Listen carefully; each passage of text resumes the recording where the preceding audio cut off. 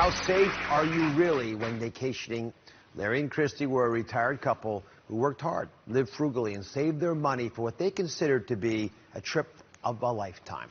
But their vacation turned into a nightmare when their cruise ship cabin became engulfed in flames, bringing them both to their untimely death. Today, their daughter, Jill, is speaking out with a warning for everyone. Thank you for being here. I'm sorry for your loss. Thank you. What happened the evening of the fire? Well, my parents had had dinner and went to bed early, and we know from talking with other passengers that they talked about how excited they were to go and photograph the wildlife the next morning that they'd gone to see. But they never got to photograph anything.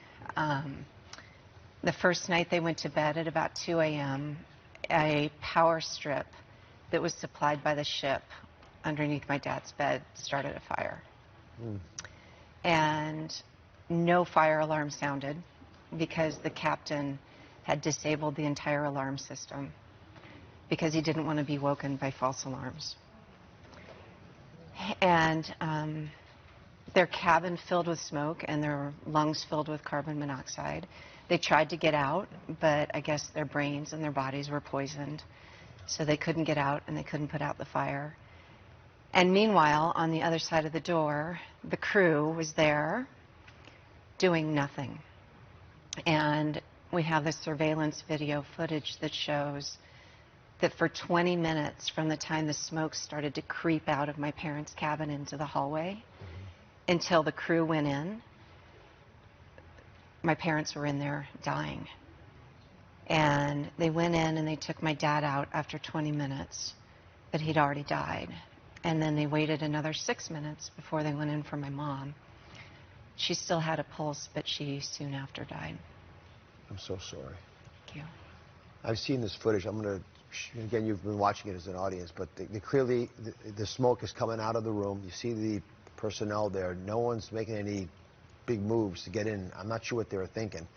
And the crew did wait 22 minutes, according to this footage, while the smoke was filling the hallway before they went in there. So what did you know about this boat that they were on?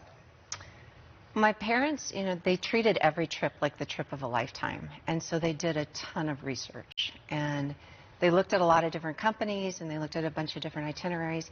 And they chose the company that they did because of what they read on their brochures and on their website. And they even watched a webinar on it.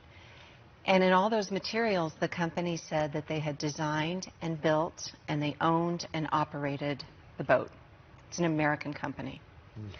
And they also said that they met international safety standards and exceeded the local safety standards.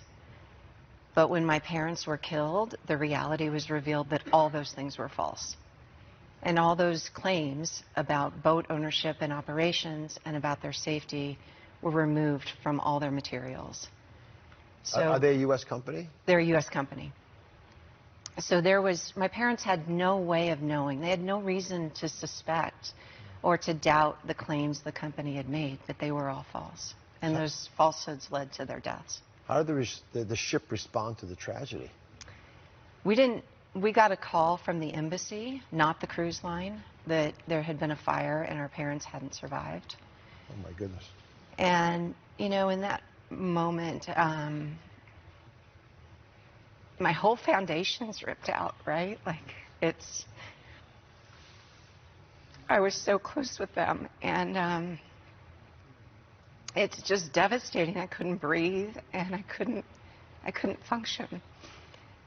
But as we learned more and more, the more disturbing it was in the way the cruise line handled it, because they didn't safeguard my parents' bodies. We were horrified to see photographs and news coverage of my dad's lifeless, burned body on the dock in broad daylight. And their wedding rings were stolen off of their bodies. And they didn't safeguard the surviving passengers. The cruise line's focus was on rushing back to business as usual. The CEO was on that boat in record-breaking time. And understandably, the surviving passengers were super scared and concerned about getting back on the ship because no alarm woke them or my parents.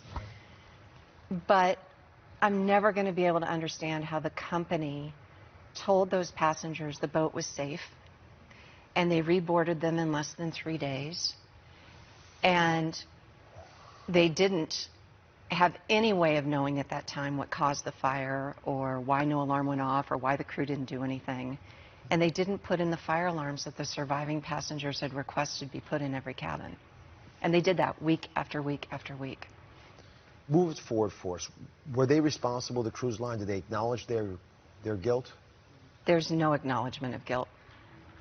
In fact, they tried to stonewall our attempts to get answers and find out exactly what happened at every step. So, you've, I gather, not been able to get any damages. Is this really true? This is really true. There's a U.S. federal law called the Death on the High Seas Act, which shields the cruise companies from consequences when their negligence kills people. So if you have a child or you're a retiree and you're killed in international waters, the cruise company walks away scot-free, and your family cannot receive any sort of compensation other than funeral expenses. So, I mean, my parents always modeled for us, like, stand up for what's right, and this law is so wrong.